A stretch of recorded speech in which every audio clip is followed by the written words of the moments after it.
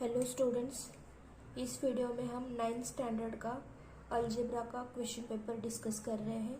तो ये first semester examination का पेपर है फॉर 40 मार्क्स। तो क्वेश्चन फर्स्ट मैंने पहले ही सॉल्व कर दिया है, जिसका वीडियो चैनल पे अपलोड किया गया है। तो आप प्लेलिस्ट चेक कर सकते हो, प्लेलिस्ट आपको डिस्क्रिप्शन में दी जाएगी। क्वेश्चन 2 देखिए, सॉल्व एनी 5 क्वेश्चंस बोला है। If n of a is equal to 20, n of b is equal to 28, n of a union b is equal to 36, then n of a intersection b कितना आएगा, ये पूछा गया है। ठीक है, तो क्वेश्चन 2 जो है वो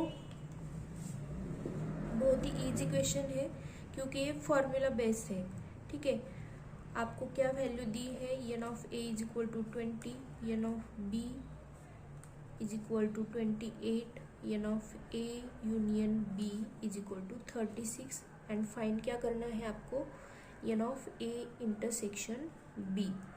ठीक है, तो आपको फॉर्मूला पता होना चाहिए, जो हमने फर्स्ट चैप्टर जो है सेट, उसमें हमने सीखा है। क्या है, n of a union b is equal to क्या होता है, n of a plus n of b minus n of a intersection b। ठीक है, तो इसी फॉर्मूला में आपको ये सारी वैल्यूज पुट करनी है, तो आपका आंसर आ जाएगा। तो क्या है वैल्यूज दी गई, n of a union b is 36 is equal to n of a is 20 plus n of b is 28 minus n of a intersection b। ये वैल्यू हमें निकालनी है, तो ये एज इट इज हमने लिख लिया। ठीक है, अभी ये सॉल्व करो, जो भी दिख रहा है 20 प्लस 28 कितना होता है, 48 minus n of a intersection b। अभी हमें वैल्यू कौन सी फाइंड करनी है, इसकी। यहाँ पे माइनस साइन है, तो इसे ही इस साइड लेके जाओ और इस 36 को इस साइड लेके आओ। ठीक है, तो कैसे करोगे, देखो पहले तो मैं n of a intersection b को इस साइड लेके जाती हूँ, तो ये क्या हो जाएगा, plus n of a intersection b is equal to 48। ऐसा क्यों किया मैंने, क्योंकि मुझे ये जो टर्म है इसको निगेटिव साइन नहीं चाहिए, इसका साइन पॉजिटिव आना चाहिए। ठीक है, इसलिए किया।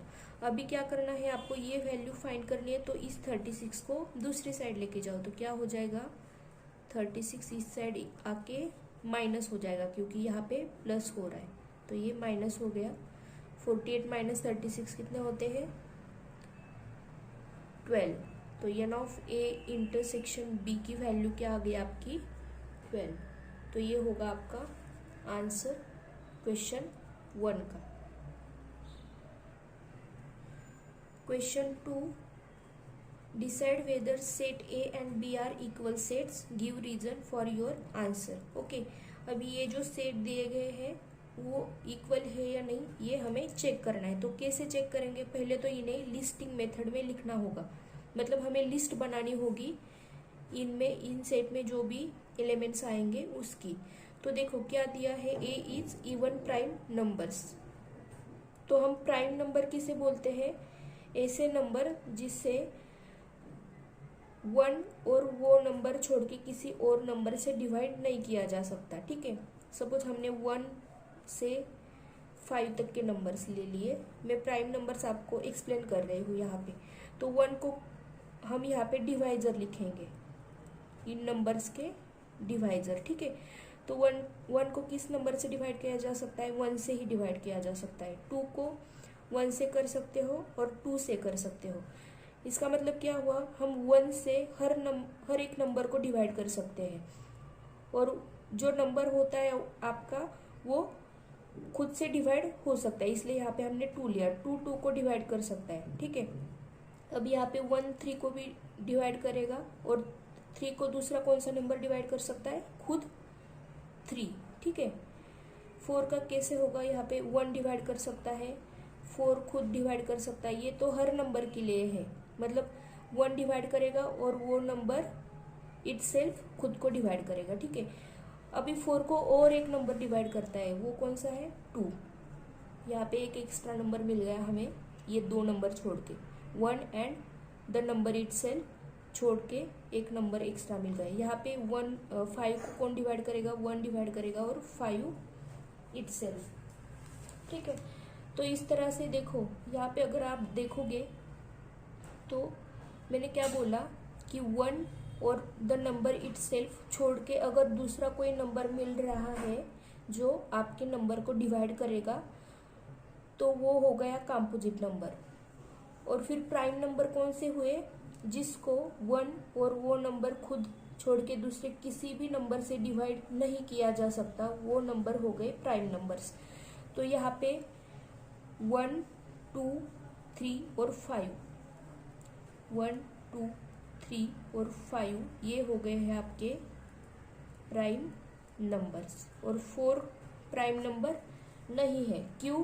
क्योंकि 4 को 1 डिवाइड कर रहा है, 4 भी डिवाइड कर रहा है, ये तो हुआ, लेकिन और दूसरा एक नंबर डिवाइड कर रहा है 2, इसलिए 4 को हम प्राइम नंबर नहीं बोलते, 4 को क्या बोला जाता है, कंपोजिट नंबर, ठीक है, कंपोजिट नंबर। तो अभी प्राइम नंबर आपको समझ में आ गए हैं। अभी 1 से 5 तक के प्राइम नंबर हमें पता है कौन से है, 1, 2, 3 और 5, ठीक है। तो इवन प्राइम नंबर पूछा है, इवन मतलब ऐसे नंबर जिसको 2 से डिवाइड किया जा सकता है।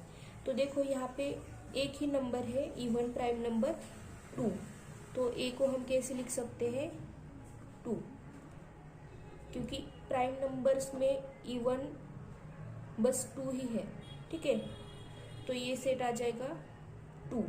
अभी बी को कैसे लिख सकते हैं हम, बी क्या दिया है, x सच दैट 7x - 1 = 13।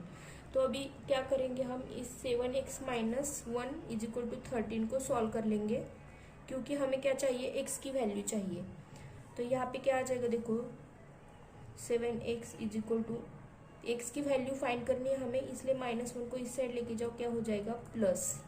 तो 7x = क्या आ गया, 14। तो x की वैल्यू क्या आ जाएगी, 14 / 7, x = क्या आ गया, 2, ठीक है। तो b सेट को आप कैसे लिख सकते हो, b क्या है आपका, x सच दैट 7x - 1 = 13। तो x की वैल्यू क्या आ गई है, 2। तो ये x जो है उसकी वैल्यू हम यहाँ पे लिख लेंगे। तो देखो आप ऑब्जर्व कर सकते हो, a की वैल्यू भी 2 है, मतलब a सेट भी क्या है, सिंगलटन सेट 2, और b सेट भी क्या है, b सेट में भी बस 2 ही है, ठीक है। तो इस हिसाब से हम क्या लिख सकते हैं यहाँ पे, a = b। तो आपका आंसर क्या हुआ, a and b are equal set, okay, a and b are equal set. And reason क्या हुआ, a = b = सेट आपका सिंगलटन सेट, एलिमेंट क्या आ गया, 2। थर्ड क्वेश्चन है, write the following sets using listing method. तो लिस्टिंग मेथड मतलब आपको जो भी सेट में आपके एलिमेंट्स आएंगे उसकी लिस्ट बनानी है, ठीक है, बहुत सिंपल है लिस्टिंग मेथड। तो क्या है first question, all months in the Indian solar year. तो सपोज करो कि आपका सेट ए क्या डिनोट करेगा, all months in the Indian solar year. मतलब लिस्टिंग मेथड लिखने का यही तरीका है कि पहले तो आपके सेट को कोई अल्फ़ाबेट से डिनोट कर लो, ठीक है। तो आप ए से डिनोट करो यहाँ पे, और इंडियन सोलर ईयर में जो मंथ्स होते हैं उनकी हमें लिस्ट बनानी, तो वो हमें पता होने चाहिए। तो कौन से होते हैं, देखो चैत्र, 12 मंथ्स होते हैं, चैत्र, वैशाख, ज्येष्ठ, आषाढ़, श्रावण, भाद्रपद, अश्विन, कार्तिक, मार्गशीर्ष, पौष, माघ एंड लास्ट होता है फाल्गुन, ठीक है। तो ये देखो 4-4 के ग्रुप बनाए मैंने, मतलब 4, 4 और 4, टोटल कितने हुए, 12 हुए। तो आपके सेट में एलिमेंट कितने हैं, 12। तो आप n ऑफ a कितना लिख सकते हो, 12। ये हुआ आपका फर्स्ट क्वेश्चन। अभी सेकंड क्या है, set of human sensory organs. ठीक है, तो क्या होते हैं ह्यूमन सेंसरी ऑर्गन्स, 5 होते हैं। तो हम सपोज ह्यूमन सेंसरी ऑर्गन्स को डिनोट करेंगे बाय सेट बी। तो लिखो क्या होते हैं, eyes, ears, knows,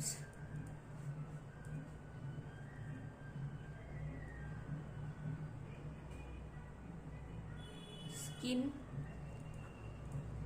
and tongue. ठीक है, ये होते आपके 5 ह्यूमन सेंसरी ऑर्गन्स। तो ये हो गया आपका set B, set of human sensory organs, eyes, ears, nose, skin and tongue. तो ये एलिमेंट कितने हैं, 5। तो एन ऑफ बी मतलब number of elements in set B क्या लिख सकते हो, 5। नेक्स्ट क्वेश्चन देखो, question 4, classify the decimal form of the given rational numbers into terminating and non terminating recurring type. तो 4 में सब क्वेश्चन क्या है, 13/5। तो आपको चेक करना है ये टर्मिनेटिंग है या नॉन टर्मिनेटिंग रिकरिंग। ठीक है, तो 13/5 को आप कैसे लिखते हो, अगर आप डिवाइड करोगे 13 को बाय 5 तो देखो 5 2 जा 10, बचे कितने 3। अब 3 को डिवाइड नहीं कर सकते इसलिए यहाँ पे पॉइंट ले लो और यहाँ पे 3 पे 0 ले लो। तो 5 6 जा 30, तो ये हो गया पूरा 0। तो आपका क्वेश्चन क्या आ गया है, 2.6। तो देखो यहाँ पे आपका डिवीजन एंड हो गया है। जिस भी डिवीजन में आपका क्वेश्चन एक पर्टिकुलर वैल्यू आ जाती है और डिवीजन की प्रोसेस जो है वो एंड हो जाती है, वो जो वैल्यू होती है वो क्या होती है, टर्मिनेटिंग। तो देखो यहाँ पे आगे कुछ नहीं आ रहा तो इसे क्या बोलोगे आप, टर्मिनेटिंग। ये डेसिमल फॉर्म कैसा है, टर्मिनेटिंग। ठीक है, तो सेकंड एग्जांपल देखते हैं अब हम, 2 डिवाइडेड बाय 11। तो यहाँ पे क्या किया गया है, 2 को डिवाइड किया गया है बाय 11। तो ये हम सॉल्व करेंगे। देखो 11 से 2 को डिवाइड नहीं किया जा सकता तो पहले तो 0 आएगा, तो 11 0 0, ये 2 एज इट इज नीचे आ गया।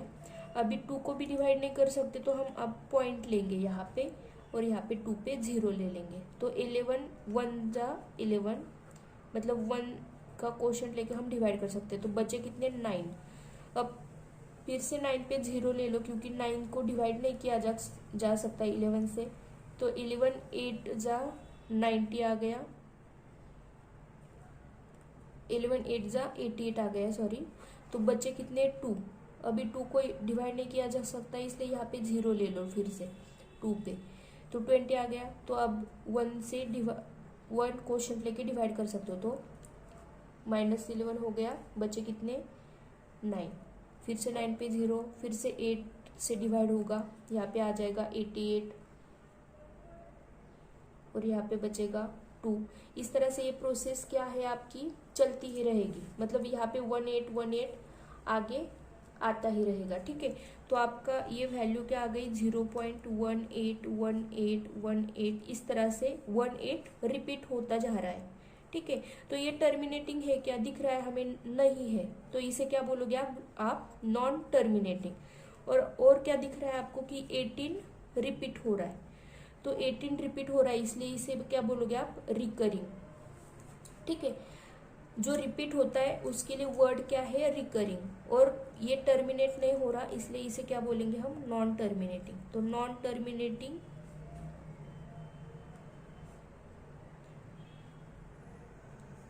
रिकरिंग टाइप का क्या है, ये नंबर है। ठीक है, तो ये हो गया आपके आंसर फॉर क्वेश्चन 4।